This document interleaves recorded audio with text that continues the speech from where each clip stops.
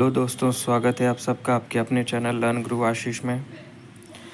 So guys, अभी बहुत ही important videos session चल रहे हैं साइंस से रिलेटेड, आपके रेलवे के सारे एग्ज़ाम के पॉइंट ऑफ व्यू से। सो आप हमारे चैनल लर्न गुरु आशीष में जाकर देख सकते हैं। साइंस के काफ़ी सारे वीडियोस अपलोडेड हैं जो कि आपके एग्ज़ाम पॉइंट ऑफ व्यू से काफ़ी इम्पॉर्टेंट रहने वाले हैं। और ये सब PYQ क्वेश्चन है, प्रीवियस ईयर क्वेश्चन। सो आप देखिए और प्रैक्टिस करिए। और दोस्तों, ऐसे ही साइंस के इम्पॉर्टेंट वीडियोस के लिए हमारे चैनल लर्न गुरु आशीष को सब्सक्राइब कर लें। और हमारा कंटेंट आपको अच्छा लगता है तो लाइक करें।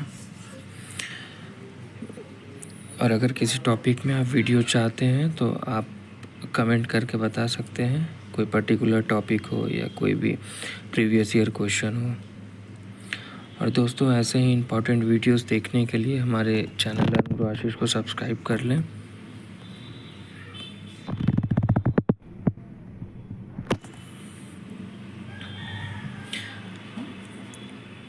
और बेल आइकन भी दबा दें ताकि आपको जब भी कोई न्यू वीडियो अपलोड हो तो उसका नोटिफिकेशन मिलता रहे। ठीक है। और दोस्तों, इस चैनल में करंट अफेयर्स से रिलेटेड भी वीडियोस मैंने अपलोड कर रखा है। और करंट अफेयर्स की भी वीडियो यहाँ पे अपलोड होती हैं, तो आप वो भी जाके देख सकते हैं। बाकी computer science, GK, current affairs, computer, ये सब के भी PYQ क्वेश्चन और इम्पॉर्टेंट क्वेश्चन चैनल पे अपलोडेड है। सो आप विज़िट कर सकते हैं। ठीक है, तो चलिए स्टार्ट करते हैं आज के अपने पहले क्वेश्चन से। Question number 1 is which tissue is responsible for the transport of material away from the roots. Which tissue is responsible for the transport of material away from the roots. पदार्थ को जड़ से दूर ले जाने के लिए कौन सा ऊतक उत्तरदायी है। Option A xylem, option B phloem, option C cambium और ऑप्शन डी ग्राउंड टिश्यू।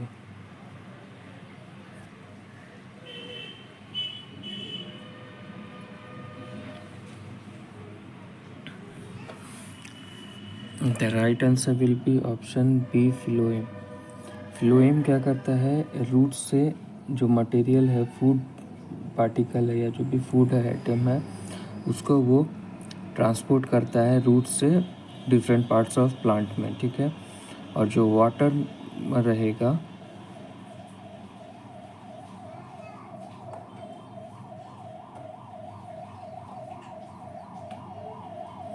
जो भी वाटर रहेगा या मिनरल्स रहेगा, उसको रूट से अदर पार्ट्स ऑफ प्लांट में ले जाने में कौन हेल्प करता है, तो जाइलम हेल्प करता है। ठीक है। The right answer of question number 1 will be option B phloem.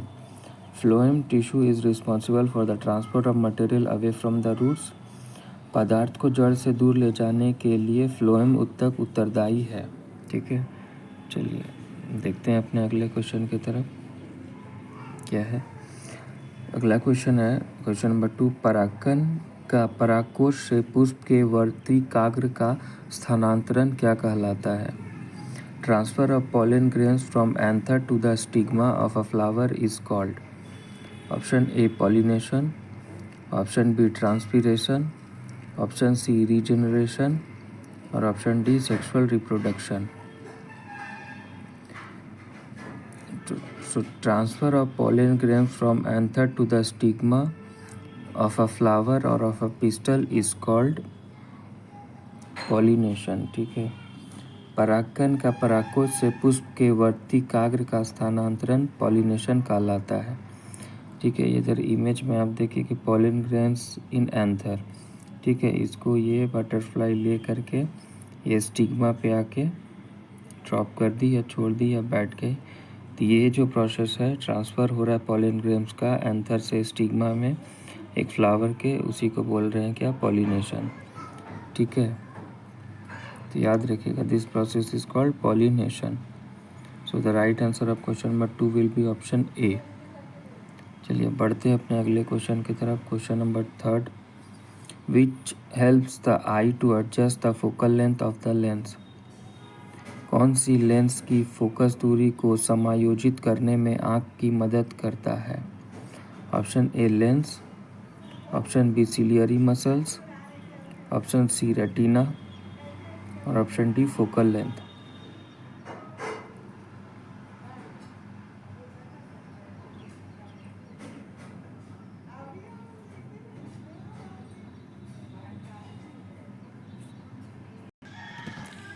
सो जो राइट आंसर इसका हो जाएगा वो हो जाएगा ऑप्शन बी सिलियरी मसल्स।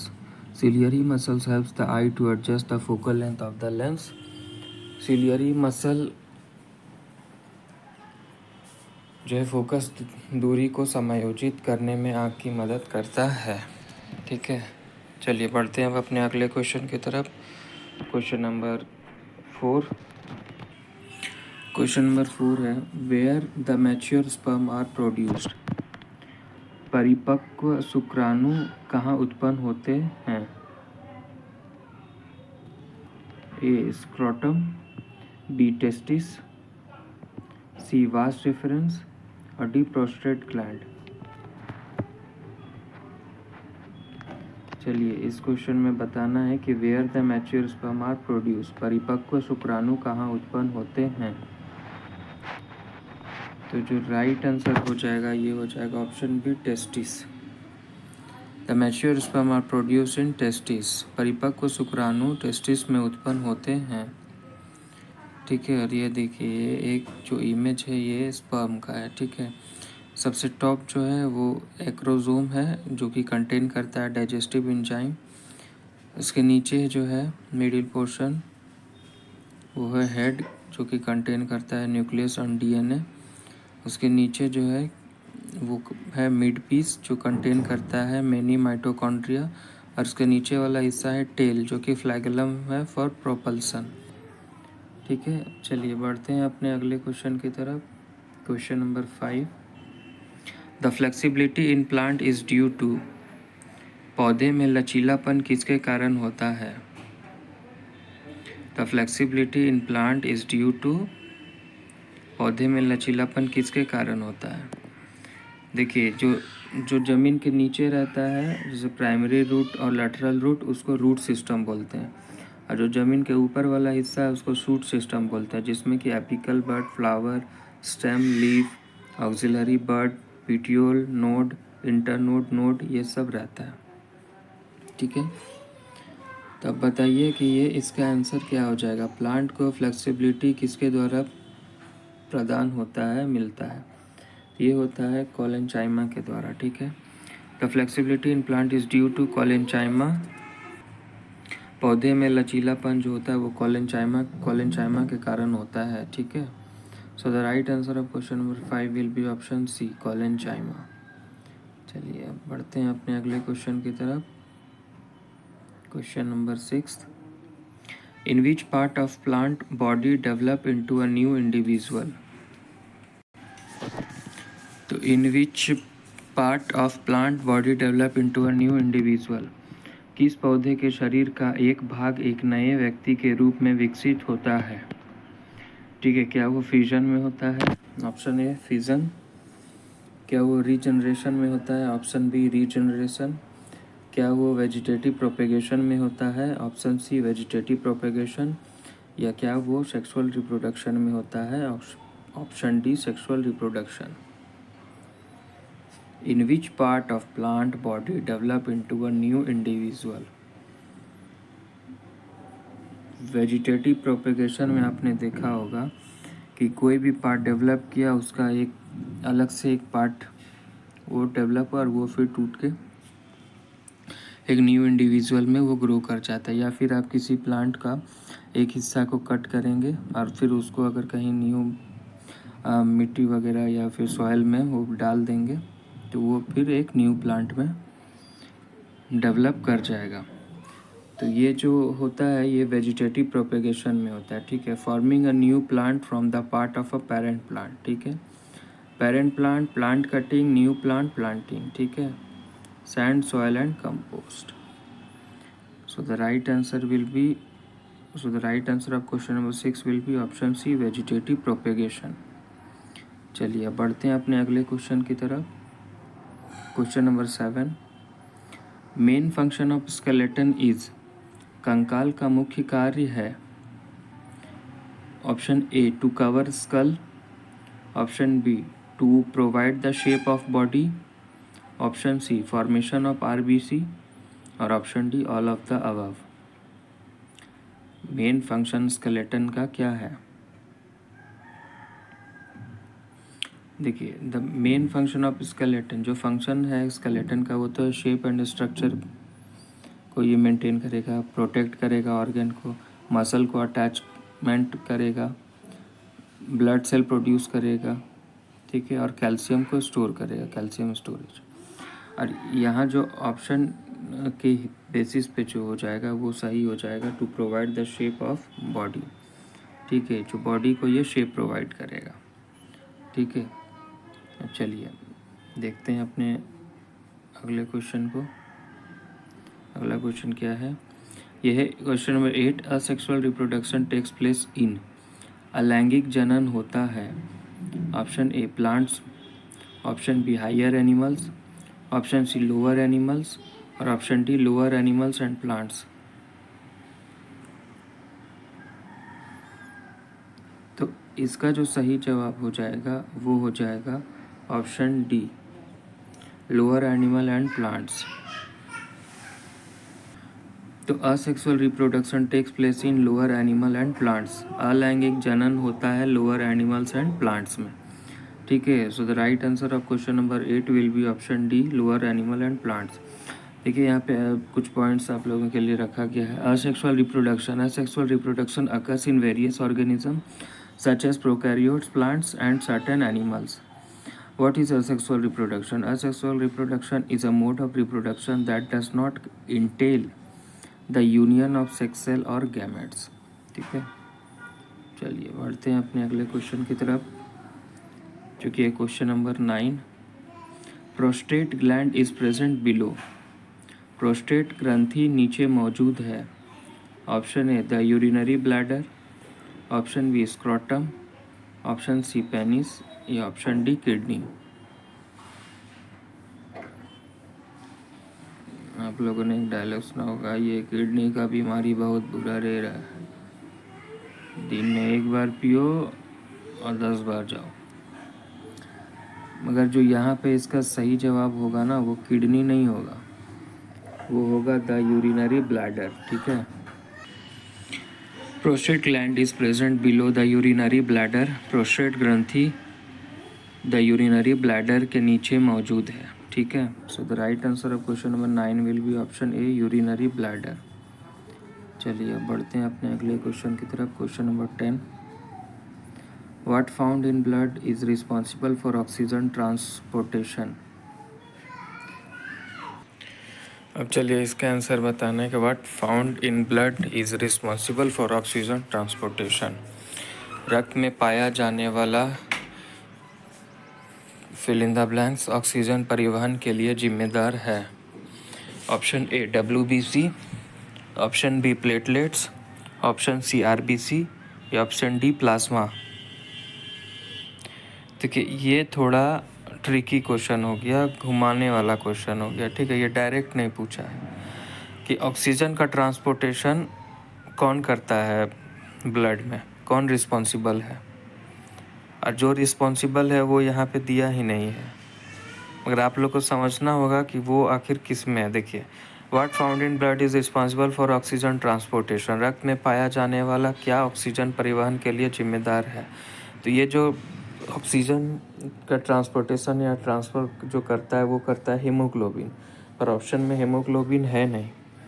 तो अब ये देखना है कि हीमोग्लोबिन कौन कंटेन करता है, क्या WBC कंटेन करता है, क्या प्लेटलेट्स कंटेन करता है, या फिर वो RBC कंटेन करता है, या प्लाज्मा. तो जो हीमोग्लोबिन होता है वो RBC में होता है. ठीक है, red blood cell.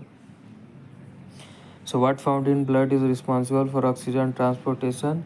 RBC found in blood is responsible for oxygen transportation.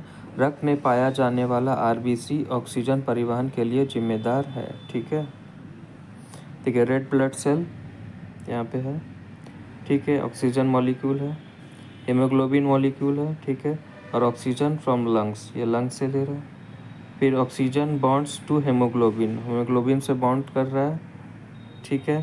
फिर oxygen release to tissue cells, फिर ऑक्सीजन क्या हो रहा है, टिश्यू सेल में रिलीज कर रहा है, ठीक है।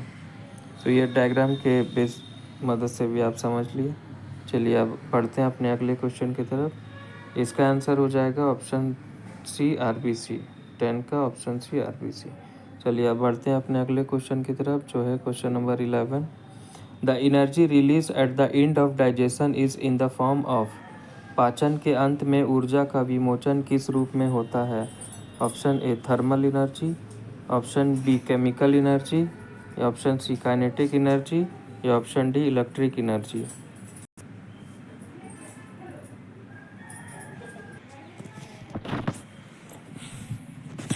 तो इसका जो सही जवाब हो जाएगा, the energy release at the end of digestion is in the form of, पाचन के अंत में ऊर्जा का विमोचन किस रूप में होता है? तो देखिए ये जो होता है विमोचन, ये होता है इसका किस एनर्जी के रूप में? केमिकल एनर्जी के रूप में, ठीक है। So the right answer of question number 11 will be option B chemical energy, ठीक है। और बाकी आप यहाँ पे देख सकते हैं कुछ पॉइंट्स है कि thermal energy, energy inside a body due to motion variation of particle molecule inside it. Kinetic energy क्या है? It is the energy possessed by virtue of its motion. Kinetic energy is equals to half mv², where m is equals to mass of body and v is equals to velocity of body. Chemical energy क्या है? It is an energy stored by molecules in the form of chemical bond. और electrical energy क्या है? It is an energy to the flow of charge और electron, ठीक है। तो electric energy तो डाइजेशन में होगा नहीं, काइनेटिक एनर्जी भी नहीं होगा, थर्मल एनर्जी कैसे होगा? सो ये कौन सा एनर्जी हो जाएगा? केमिकल एनर्जी, ठीक है। चलिए अब बढ़ते हैं अपने अगले क्वेश्चन की तरफ, question number 12। In which plant in a plant which of the following is converted into seed? In a plant which of the following is converted into seed? एक पौधे में निम्नलिखित में से कौन बीज में परिवर्तित होता है? Option A stigma, option B ovary, option C style, या ऑप्शन डी ओव्यूल। इस क्वेश्चन में बताना है कि प्लांट में इनमें से कौन जो है वो कन्वर्ट हो जाता है सीड में। एक पौधे में निम्नलिखित में से कौन बीज में परिवर्तित होता है? तो ये ना ऑप्शन डी ओव्यूल होता है। Ovule in a plant, ovule is converted into seed. एक पौधे में ओव्यूल बीज में परिवर्तित होता है, ठीक है। So the right answer of question number 12 will be option D ovule. चलिए अब, और यहाँ पे आप इसमें देख सकते हैं इमेज में जो सबसे ऊपर देख रहे हैं ये क्या है? ये है एंथर, और उसके जस्ट ये जिससे अटैच है वो है आपका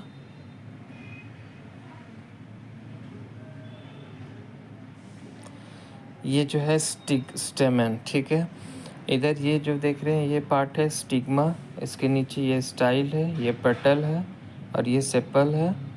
फिर सबसे नीचे वाला पार्ट पेडिसेल है, उसके ऊपर देखिए रिसेप्टेकल है, फिर उससे थोड़ा ऊपर में ओव्यूल है, ठीक है।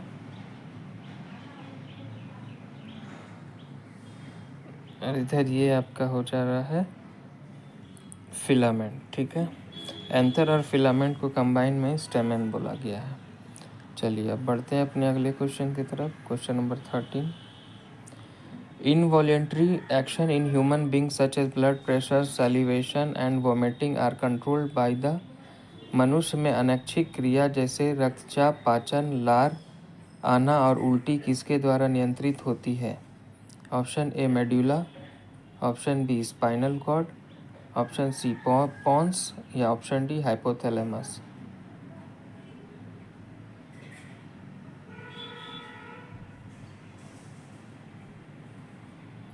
इनवॉलेंट्री एक्शन जो होता है ह्यूमन बीइंग में, जैसे blood pressure, salivation and vomiting, ये किसके द्वारा कंट्रोल किया जाता है? ये बताना है। तो बताइए ये किसके द्वारा कंट्रोल किया जाता है? तो ये कंट्रोल किया जाता है ऑप्शन ए मेडुला के द्वारा। आपने पढ़ा होगा कि इमेज में आप देख सकते हैं कि medulla oblongata, Involuntary action in human beings such as blood pressure, salivation and vomiting are controlled by the medulla oblongata. ठीक है, तो मनुष्य में अनैच्छिक क्रिया जैसे रक्तचाप, पाचन, लार आना और उल्टी मेडुला ओब्लंगाटा के द्वारा नियंत्रित होती है। चलिए अब बढ़ते हैं अपने अगले क्वेश्चन की तरफ।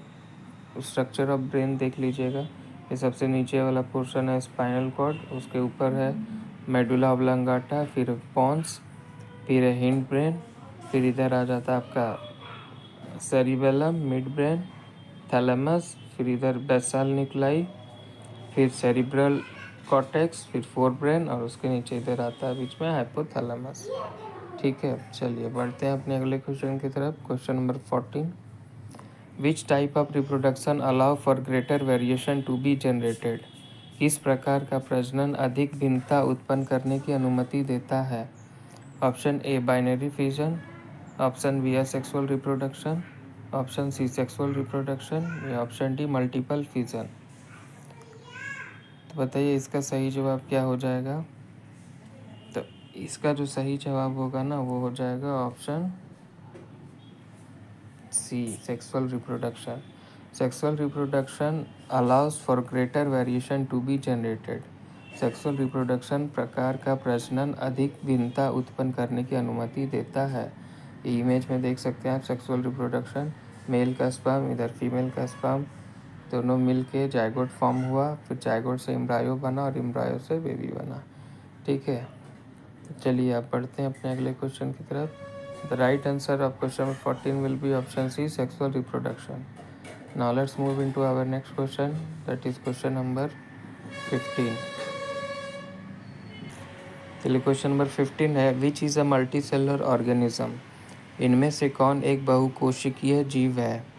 Option A agaricus, option B cyanobacteria, option C mycoplasma या option D paramecium.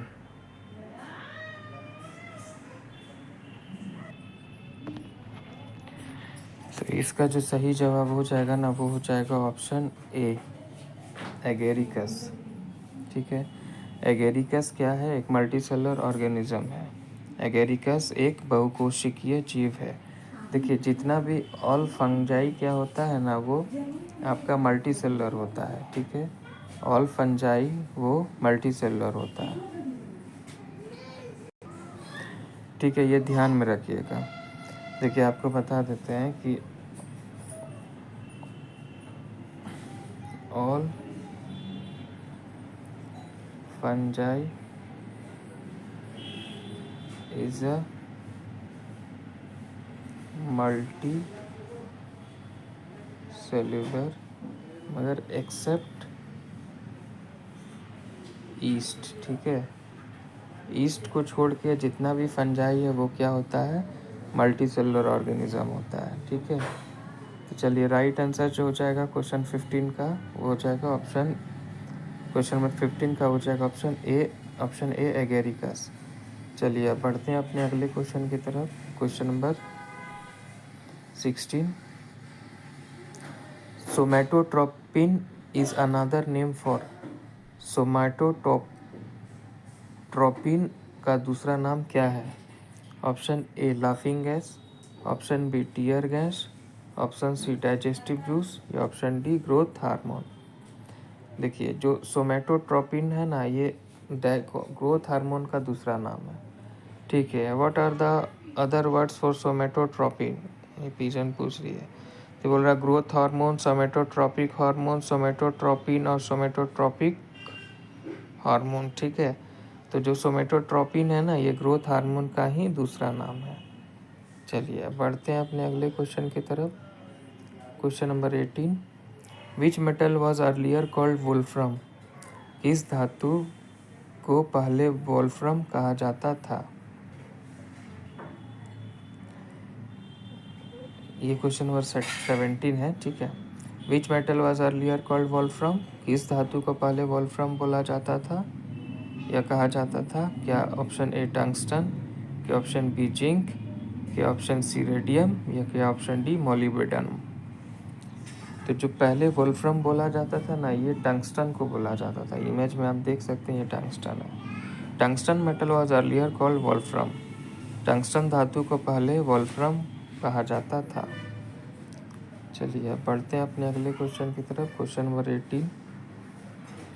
The mosquito can be a vector for the following disease except. निम्नलिखित रोग के वाहक हो सकते हैं। ऑप्शन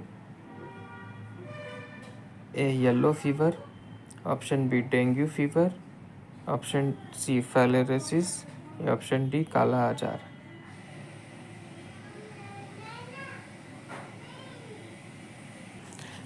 ये एक तरीके का नॉट टाइप का क्वेश्चन है, ठीक है, कि मॉस्किटो जो है ये वेक्टर किस डिजीज़ के लिए हो सकता है एक्सेप्ट। देखिए येलो फीवर के लिए भी मॉस्किटो वेक्टर जिम्मेदार है, डेंगू फीवर के लिए भी मॉस्किटो वेक्टर जिम्मेदार है और काला आजार के लिए भी मॉस्किटो वेक्टर जिम्मेदार है। जो नहीं जिम्मेदार है वो हो गया फाइलेरियोसिस के लिए, ठीक है, इसके लिए मॉस्किटो वेक्टर जिम्मेदार नहीं होता है, ठीक है। तो जो राइट आंसर हो जाएगा क्वेश्चन 18 का, क्वेश्चन नंबर 18 का हो जाएगा right answer of question number 18 will be option C filariasis. चलिए अब बढ़ते हैं अपने अगले क्वेश्चन की तरफ। Question number 19। क्वेश्चन नंबर 19 है, what is the number of hydrogen atom in a molecule of calcium bicarbonate. Calcium bicarbonate के एक अणु में हाइड्रोजन के कितने परमाणु होते हैं। Option A 2, option B 1, option C 0 या ऑप्शन डी 4।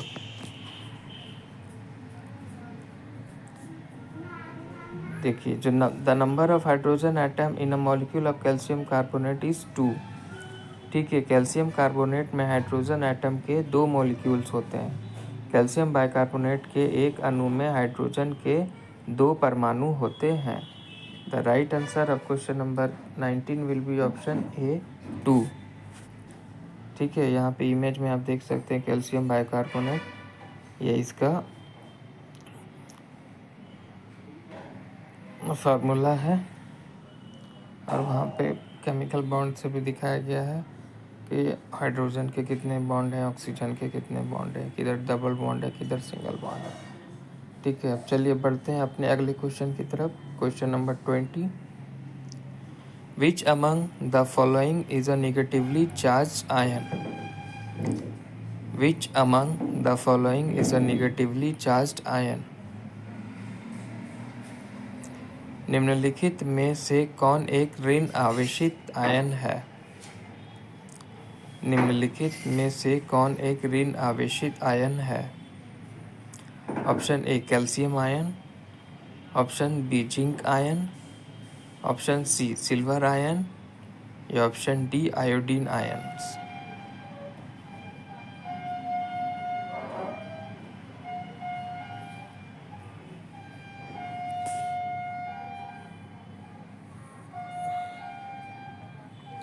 देखिए इसका जो सही जवाब हो जाएगा ना वो हो जाएगा ऑप्शन डी आयोडीन आयन। इसमें जो नेगेटिवली चार्ज आयन है वो है आयोडीन आयन, ठीक है। और आप यहाँ पे इमेज में देख सकते हैं अनायन एंड कटायन, ठीक है। Neutral atom sodium, positive ion sodium, negative ion chlorine, neutral atom chlorine. So the right answer of question number 20 will be option D iodine ions, ठीक है। सो गाइज आज का जो साइंस का 20 क्वेश्चन था वो यहीं पे समाप्त हुआ।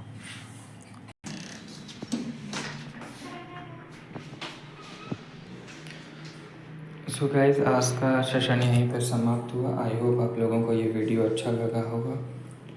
अगर आप लोग को ये वीडियो अच्छा लगा तो एक लाइक ज़रूर करिए, अपने फ्रेंड लोगों के साथ शेयर करिए और अगर किसी टॉपिक पे आपको वीडियो चाहिए तो कमेंट करिए।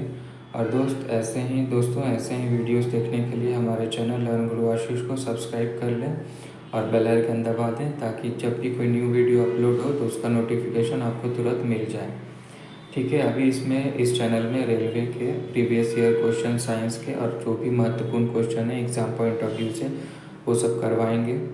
सो आप बने रहिए हमारे चैनल लर्न ग्रो आशीष के साथ, सब्सक्राइब कर लें और हमारे इस चैनल का लर्न ग्रो आशीष का सदस्य बन जाएं, ठीक है। और जो भी इम्पोर्टेंट वीडियोस है computer, GS, GK, current affairs और साइंस से रिलेटेड, वो आपको मिलता रहेगा। So guys, do like and subscribe to our channel Learn Guru Ashish to get daily updated science, current affairs, GK, GS video, ठीक है। तो मिलते हैं अपने अगले वीडियो में, तब तक के लिए गुड बाय।